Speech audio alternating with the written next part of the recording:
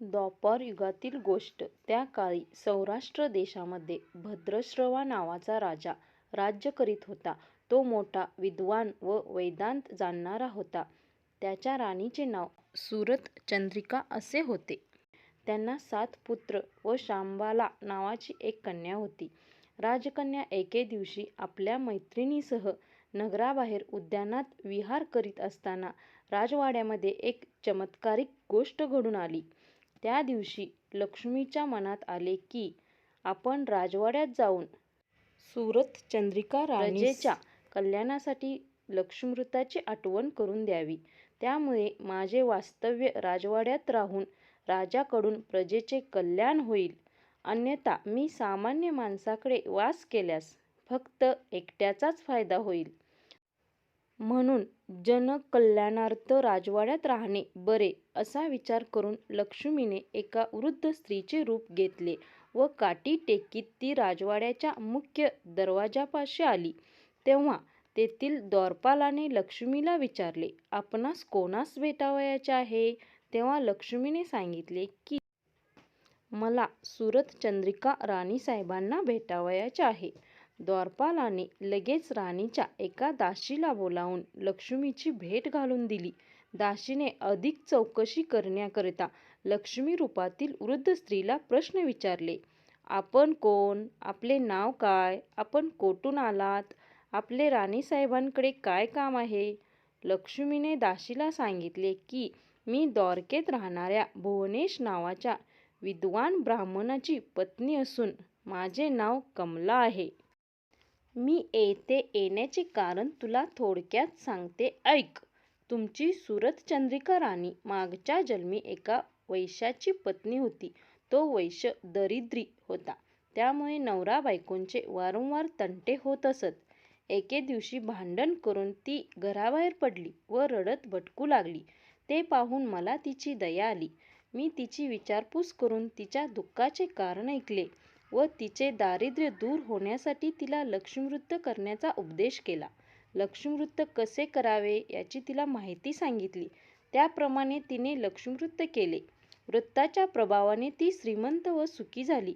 लक्ष्मी तिच्या घरी नांदू लागल्याने त्या पतिपत्नींचा संसार सुखाचा झाला व पुढे पुष्कळ वर्ष ऐश्वर्य भोगले. पुढे त्यांना यथाकाल मृत्यू आला.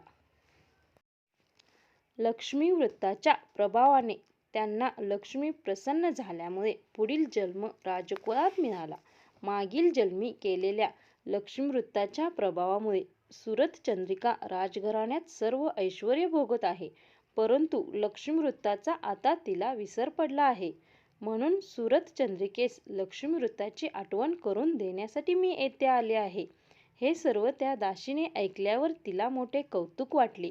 ती म्हणाली, आपण कृपा करून लक्ष्मीवृत्त केव्हा व कसे करावे हे मला सांगाल काय?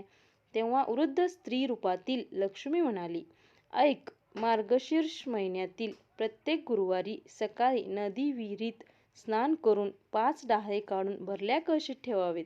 रांगोळी काढून पाट मांडावा व पाटावर साळी घालून त्यावर कळशी ठेवावी.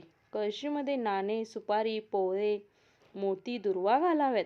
जवळ समई लावावी. कळशीवर 8 बाजूला हळदी कुंकवाची बोटे ओढावीत. लक्ष्मी नमः म्हणून पूजा करावी व तुपाचे निरांजन ओवाळावे. पिण्यासाठी वाटीमध्ये दूध ठेवावे व पुऱ्या लाडवाचा नैवेद्य दाखवावा. काही फळे ठेवावीत. पैसा, सुपारी, दक्षिणा, विडा ठेवावा आणि आई लक्ष्मी अशीच येत जा. मुलाबाळांना सुखी ठेव. मला सौभाग्य दे. तुझी पूजा करून घे. सोन्या चांदीचा प्रकाश पडू दे. दूध दुभत्याची लयलाट होऊ दे. माझा नमस्कार तुला पोचू दे. तुझा आशीर्वाद मला मिळू दे. भरली घागर घरात राहू दे. तेल तुपाचा दिवा तुला दिसू दे. माझे बोल तू ऐकावे. तुझे बोल मी मानावे. हीच प्रार्थना. अशी मनोभावे प्रार्थना करावी. सायंकाळी गायीची पूजा करावी. तिला पुरण वरणाचा नैवेद्य दाखवावा आणि आपण व्रतस्थ राहावे. रात्री जागर करावा. उणे दुणे बोलू नये. सकाळी कळशीतील पाणी नदी किंवा विहिरीत सोडावे. 5 डहाळे 5 ठिकाणी टाकावेत आणि ज्या ठिकाणी पूजा केली असेल त्या ठिकाणी हळदी कुंकू वाहावे अशा तऱ्हेने मार्गशीर्ष महिन्यातील हे व्रत 4 गुरुवारी करावे व आपल्या ऐपतीप्रमाणे दानधर्म करावा. हे सर्व लक्षात घेऊन व्रत कर, तुझे कल्याण होईल. व तुला कोणी भक्तीने विचारल्यास या व्रताची माहिती सांग, अभक्तीने विचारल्यास या व्रताची माहिती सांगू नकोस.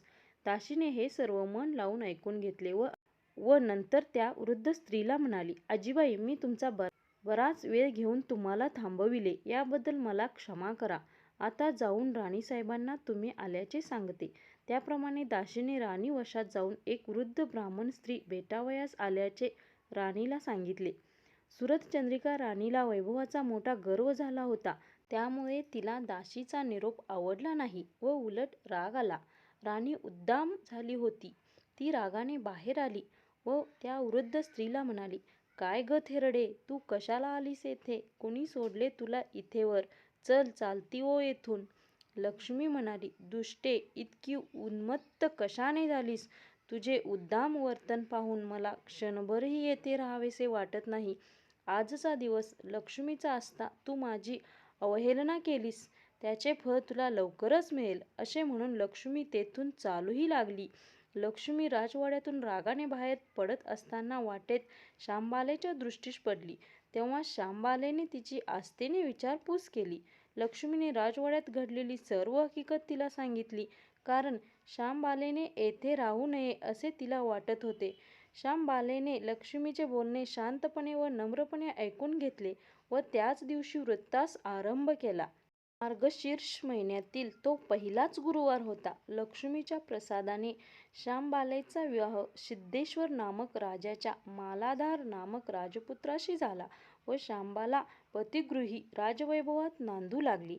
इकडे लक्ष्मीचा कोप होऊन भद्रश्रवा राजाचे राज्य लयास गेले. सर्व संपत्ती जाऊन राजा राज्यभ्रष्ट झाला. त्याचे सर्व वैभव जाऊन त्यास दरिद्री अवस्था प्राप्त झाली. राणीच्या आडमुठ्या वागण्यामुळे राजकुमारही सोडून गेले. वेळेवर खाण्यास अन्न नाही, पांघरावयास वस्त्र नाही, अशी स्थिती झाल्यामुळे राणीने आपल्या जावयाकडे जाऊन सहाय्य मागण्याची राजाला सूचना केली. राजा त्याचप्रमाणे फिरत फिरत जावयाच्या राजधानीत आला व नदीकाठी विश्रांती घेत असता त्याला शांबालेच्या दासीने पाहिले व राजवाड्यात जाऊन शांबालेच्या कानावर घातले. ते ऐकून शांबालेने आपल्या वडिलांना वस्त्रे, भूषण व घोडा पाठवून मोठ्या आदराने बोलावून घेतले. त्यांचा आदर सत्कार करून घरचे वर्तमान विचारले. सर्व ऐकून शांबालेस वाईट वाटले. शांबालेने पित्याचा 4 दिवस पाहुणचार करून द्रव्य घेऊन निरोप दिला. भद्रश्रवा राजा ते द्रव्याचे भांडे घेऊन घरी गेला आणि त्याने सुरतचंद्रिकेस ते दाखविताच त्याचे कोळसे झाले. काही दिवसांनी सुरतचंद्रिका आपल्या लेकीकडे गेली. तो दिवस मार्गशीर्ष महिन्यातील 4था गुरुवार होता. शांबाला नेहमीप्रमाणे लक्ष्मीव्रताच्या गडबडीत होती. पूजा आटोपून प्रार्थना करत होती. राणीने ते पाहिले तेव्हा त्या व्रताची तिला आठवण झाली आणि आपली चूक तिला कळली. तिने लक्ष्मीची क्षमा मागितली व कळकळीचे प्रार्थना करून तिने लक्ष्मीव्रतही केले. तिने आपल्या मुलीला घडलेली सर्व हकीकत सांगितली. मातृपितृ भक्त मुलीला आपल्या आईवडिलांची दया आली. तिने आपल्या नवऱ्याला सांगून आपल्या बापाचे राज्य परत मिळवून दिले व आईला राजवाड्यात पोहोचविले. मग तिचे भाऊही घरी परत आले. राणीने अत्यंत भक्तीने लक्ष्मीव्रताला सुरुवात केली. लक्ष्मी तिच्यावर पुन्हा प्रसन्न झाली व पूर्वीप्रमाणेच राज्यकारभार सुरू झाला. ही कथा ऐकणाऱ्यांना, वाचणाऱ्यांना आणि व्रत करणाऱ्यांना सुख, समाधान आणि वैभव मिळेल. वैभव मिळाल्यानंतर उतू नये, गर्वाने सर्वांना तुच्छ लेखू नये, दानधर्म विसरू नये, म्हणजे राजा राणी जसे सुखी झालो तसे तुम्ही आम्ही सुखी होऊ.